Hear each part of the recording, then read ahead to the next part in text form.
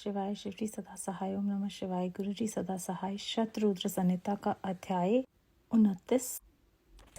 भगवान शिव के कृष्ण दर्शन नामक अवतार की कथा। नंदीश्वर कहते हैं, सनत कुमार जी, भगवान शंभू के एक उत्तम अवतार का नाम कृष्ण दर्शन है, जिसने राजा नभक को ज्ञान प्रदान किया था। उसका वर्णन करता हूँ, सुनो। श्राद्धदेव नामक मुनि के जो इक्ष्वाकु आदि पुत्र थे, उनमें नवम का नाम नभक था, जिनका पुत्र नाभाग नाम से प्रसिद्ध हुआ। नाभाग के ही पुत्र अम्बरीश हुए, जो भगवान विष्णु के भक्त थे तथा जिनकी ब्राह्मण भक्ति देखकर उनके ऊपर महर्षि दुर्वासा प्रसन्न हुए थे। मुने, अम्बरीश के पितामह जो नभक कहे गए हैं, उनके चरित्र का वर्णन सुनो। उन्हीं को भगवान शिव ने ज्ञान प्रदान किया था। मनु पुत्र नभक बड़े बुद्धिमान थे। उन्होंने विद्याधन के लिए दीर्घ काल तक इंद्रिय संयम पूर्वक गुरुकुल में निवास किया। इसी बीच में इक्ष्वाकु आदि भाइयों ने नभक के लिए कोई भाग न देकर पिता की संपत्ति आपस में बांट ली और अपना अपना भाग लेकर वे उत्तम रीति से राज्य का पालन करने लगे।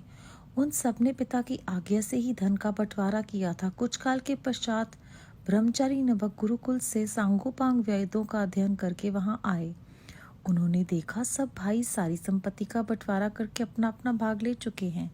तब उन्होंने भी बड़े स्नेह से दाएं भाग पाने की इच्छा रखकर अपने इक्ष्वाकु आदि बंधुओं से कहा, भाइयों, मेरे लिए भाग दिए बिना ही आप लोगों ने आपस में सारी संपत्ति का बंटवारा कर लिया। अतः अब प्रसन्नता पूर्वक मुझे भी हिस्सा दीजिए। मैं अपना दाएं भाग लेने के लिए ही यहाँ आया हूँ। भाई बोले, जब संपत्ति का बंटवारा हो रहा था उस समय हम तुम्हारे लिए भाग देना भूल गए थे। अब इस समय पिताजी को ही तुम्हारे हिस्से में देते हैं, तुम उन्हीं को ले लो, इसमें संशय नहीं। भाइयों का ये वचन सुनकर नभक को बड़ा विस्मय हुआ। वे पिता के पास जाकर बोले, तात, मैं विद्याधन के लिए गुरुकुल में गया था और वहाँ अब तक ब्रह्मचारी रहा हूँ। इसी बीच में भाइयों ने मुझे छोड़कर आपस में धन का बंटवारा कर लिया। वहां से लौटकर जब मैंने अपने हिस्से के बारे में पूछा, तब उन्होंने आपको मेरा हिस्सा बता दिया। अतः उसके लिए मैं आपकी सेवा में आया हूँ। नभक की वह बात सुनकर पिता को बड़ा विस्मय हुआ। श्राद्धदेव ने पुत्र को आश्वासन देते हुए कहा, बेटा, भाइयों की इस बात पर विश्वास न करो। वे उन्होंने तुम्हें ठगने के लिए ही कही है। मैं तुम्हारे लिए भोग साधक उत्तम दाय नहीं बन सकता। तथापि उन वंचकों ने यदि मुझे ही दाय के रूप में तुम्हें दे दिया है, तो मैं तुम्हारी जीविका का एक उपाय बताता हूँ। सुनो, इन दिनों उत्तम बुद्धि वाले अंगीरस गोत्रीय ब्राह्मण एक बहुत बड़ा यज्ञ कर रहे हैं। उस कर्म में प्रत्येक छठे दिन का कार्य वे ठीक ठीक नहीं समझ पाते। उसमें उनसे भूल हो जाती है। तुम वहां जाओ और उन ब्राह्मणों को विश्ववेद संबंधी 2 सूतक बतला दिया करो। इससे वह यज्ञ शुद्ध रूप से संपादित होगा। वह यज्ञ समाप्त होने पर वे ब्राह्मण जब स्वर्ग को जाने लगेंगे, उस समय संतुष्ट होकर अपने यज्ञ से बचा हुआ सारा धन तुम्हें दे देंगे। पिता की ये बात सुनकर सत्यवादी नभक बड़ी प्रसन्नता के साथ उस उत्तम यज्ञ में गए। मुनि, वहां छठे दिन के कर्म में बुद्धिमान मनुपुत्र ने वैश्वदेव संबंधी दोनों सूतकों का स्पष्ट रूप से उच्चारण किया। यज्ञ कर्म समाप्त होने पर वह आंगिरस ब्राह्मण यज्ञ से बचा हुआ अपना अपना धन नभक को देकर स्वर्ग लोक को चले गए। उस यज्ञ शिष्ट धन को जब ये ग्रहण करने लगे, उस समय सुंदर लीला करने वाले भगवान शिव तत्काल वहां प्रकट हो गए। उनके सारे अंग बड़े सुंदर थे, परंतु नेत्र काले थे। उन्होंने नभक से पूछा, तुम कौन हो जो इस धन को ले रहे हो? ये तो मेरी संपत्ति है। तुम्हें किसने यहाँ भेजा है? सब बातें ठीक ठीक बताओ। नभक ने कहा, ये तो यज्ञ से बचा हुआ धन है, जिसे ऋषियों ने मुझे दिया है। अब ये मेरी संपत्ति है। इसको लेने से तुम मुझे कैसे रोक रहे हो? कृष्ण दर्शन ने कहा, तात, हम दोनों के इस झगड़े में तुम्हारे पिता ही पंच रहेंगे। जाकर उनसे पूछो और वे जो निर्णय दें उसे ठीक ठीक यहाँ आकर बताओ।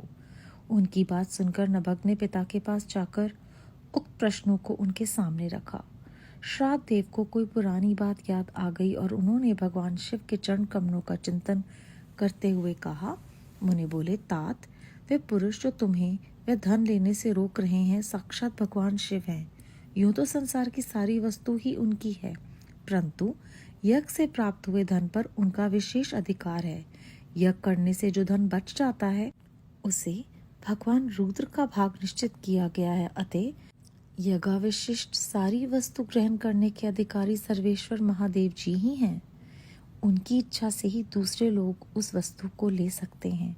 भगवान शिव तुम पर कृपा करने के लिए ही वहाँ वैसा रूप धारण करके आए हैं। तुम वहीं जाओ और उन्हें प्रसन्न करो, अपने अपराध के लिए क्षमा मांगो और प्रणाम पूर्वक उनकी स्तुति करो। नभग पिता की आज्ञा से वहां गए और भगवान को प्रणाम करके हाथ जोड़कर बोले, महेश्वर, ये सारी त्रिलोकी ही आपकी है, फिर यज्ञ से बचे हुए धन के लिए तो कहना ही क्या। निश्चय ही इस पर आपका अधिकार है, यही मेरे पिता ने निर्णय दिया है। नाथ, मैंने यथार्थ बात न जानने के कारण भ्रमवश जो कुछ कहा है, मेरे उस अपराध को क्षमा कीजिए। मैं आपके चरणों में मस्तक रखकर यह प्रार्थना करता हूँ कि आप मुझ पर प्रसन्न हो। ऐसा कहकर नभग ने अत्यंत दीनपूर्ता हृदय से दोनों हाथ जोड़कर महेश्वर कृष्ण दर्शन का सत्वन किया। उधर श्राद्धदेव ने भी अपने अपराध के लिए क्षमा मांगते हुए भगवान शिव की स्तुति की।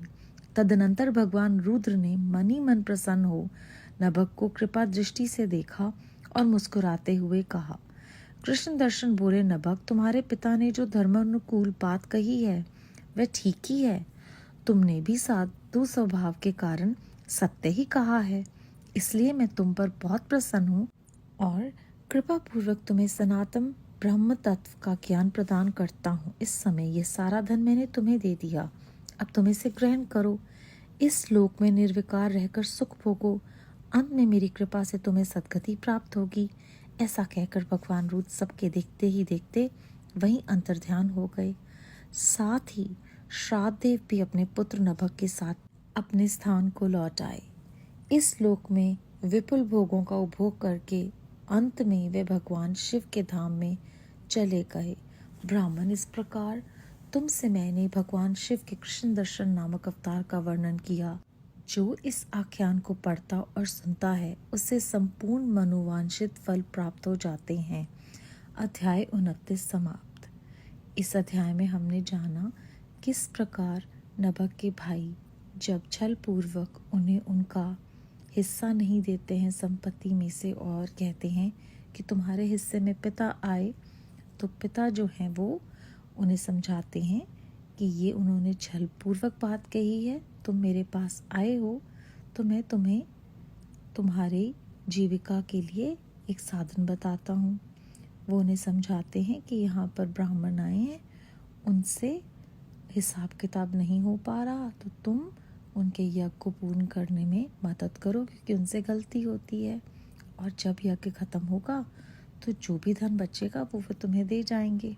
पिता की बात मानकर सत्यवादी नभग जो हैं वो प्रसन्नता के साथ वहाँ चले गए और उन्होंने दोनों सूत्र का स्पष्ट रूप से उच्चारण किया।